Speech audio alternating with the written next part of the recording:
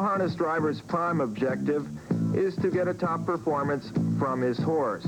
The whip he carries aids in this. The driver usually strikes the sulky shaft or numbered saddle pad rather than the horse. The sound of the whip against the shaft and the cushion blow on the saddle pad relay the message that it's time for a final charge to the wire. Few horses are struck anywhere else. Drivers face certain penalties for excessive use of the whip and for leaving marks on the horse from the sting of the blow. Horses that can't be whipped are also common. This type of standard bred will sulk rather than perform at his best when the whip is used.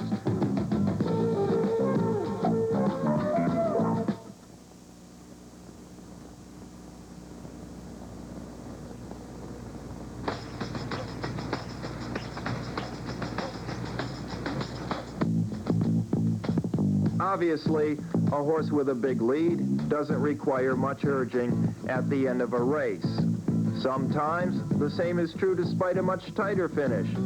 The good driver knows his opposition and the capabilities of the horse he is driving. He knows when just light urging, or none at all, will be enough to win. When steering a horse that responds indifferently to the whip, the driver communicates his desire for maximum effort through skillful manipulation of the lines he holds.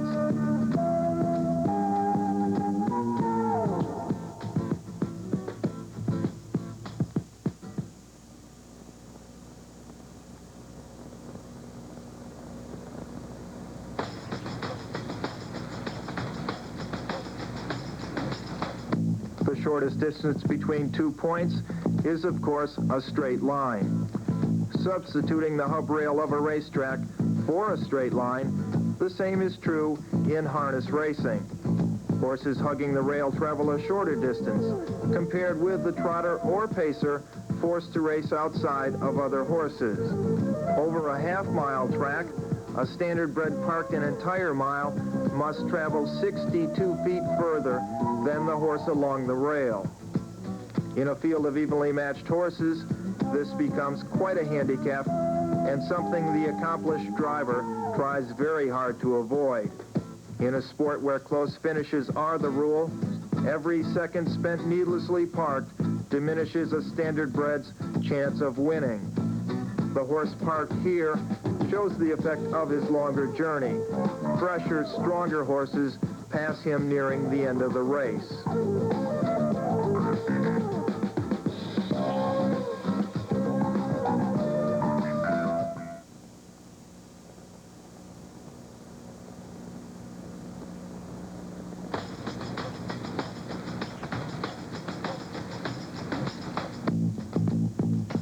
To avoid a longer, parked-out trip, the harness driver will gladly fill any opening along the rail. The horse we see tucking into a gap between the third and fifth horses at the front of the pack will save ground. Any spot along the rail is preferable to being parked or forced to take a position at the end of the field. The driver will try to relax his horse, reserving energy for a move to the front later in the race. In this case, the strategy works. The horse who tucked into the rail gets up to win by a slender margin.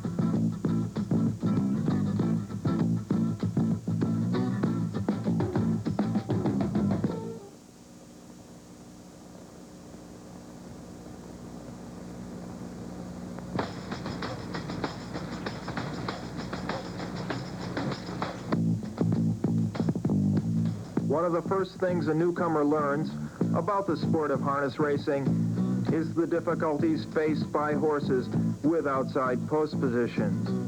The horse in post position 8 starts farthest from the rail. To assume the lead, this horse must expend extra amounts of energy and might get parked. He will also lose more ground before finally taking a position along the rail. And in many instances, it is a trailing position far behind the leaders. He will then face the task of having to pass all other horses somewhere during the mile.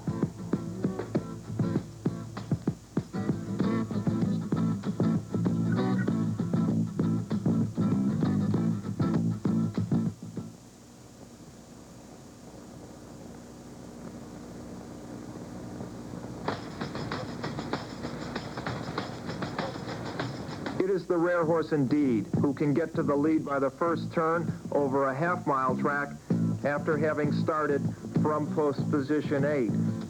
Only horses with the ability to accelerate very, very quickly can do this. But by leaving and getting to the rail in a short time, the horse with blinding quick speed greatly improves his chances of winning, despite starting from a poor post position.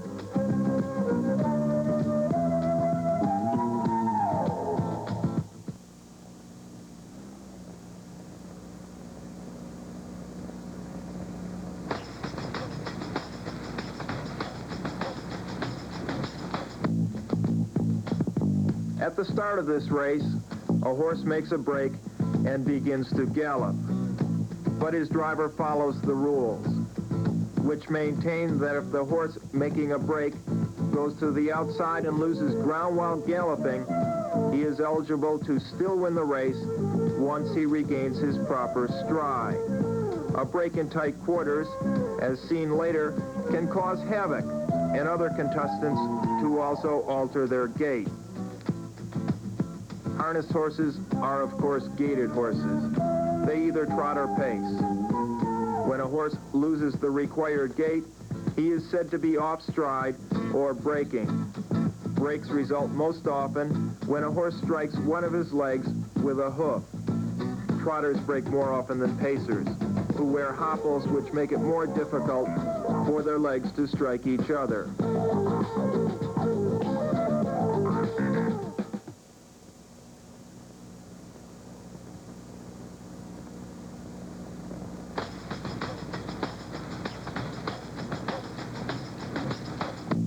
Harness racing rules dictate that each horse must be trotting or pacing at the end of the mile or face certain penalties. A standard-bred breaking stride or galloping at the finish line will be placed behind all horses finishing within one length of him. As seen here, the number 2 horse wins but has made a break. He will be disqualified from first and placed second because horse number 6 finished less than a length behind or lapped on. Horse number 9 won't be moved ahead of the breaking horse because he was further than a length behind. Judges and racing officials will examine the videotape of a race, often many times, before deciding where horses violating this rule will be placed.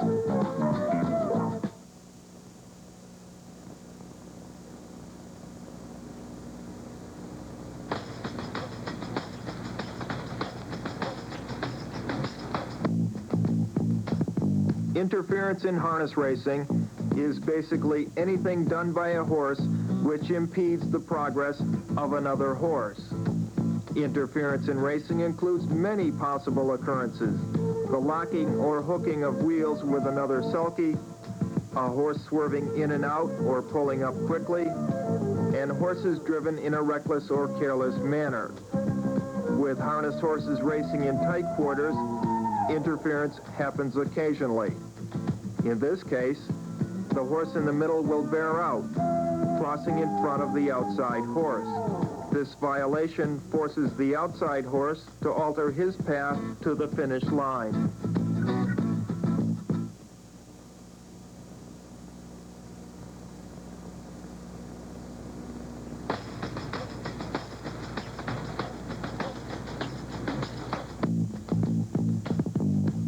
An example of poor driving is provided by the driver of the horse off stride in this sequence. The driver of this horse does not react quickly enough and take his horse to the outside. By not seeking this clearance, he impedes the progress of the horse directly behind and another along the rail. This driver is guilty of causing interference and may face certain penalties, such as a fine or a suspension. If the horse causing the interference were to recover and win the race, he would be disqualified for the infraction.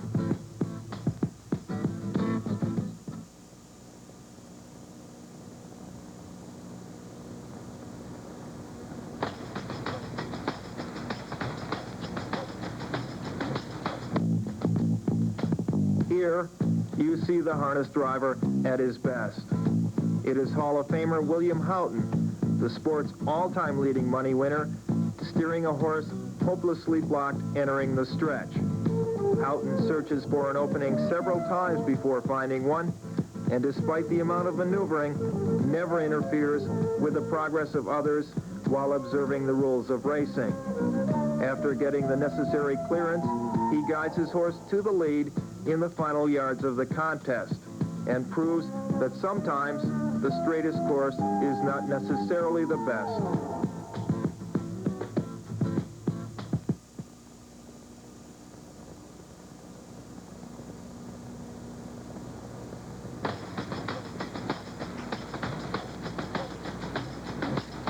The early leader in a field of harness horses enjoys several advantages. The leader sets the pace, either fast or slow. The leader also avoids any interference and all horses that break stride behind him.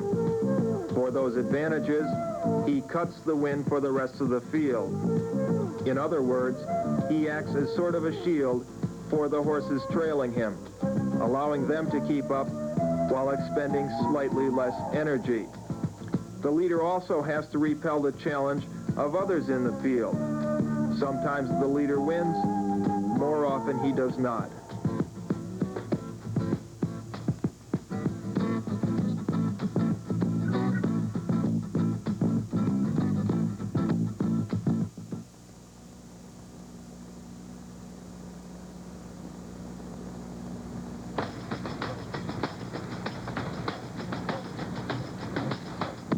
The horse in the first over position is the horse who provides the initial challenge to the leader in a field of harness horses.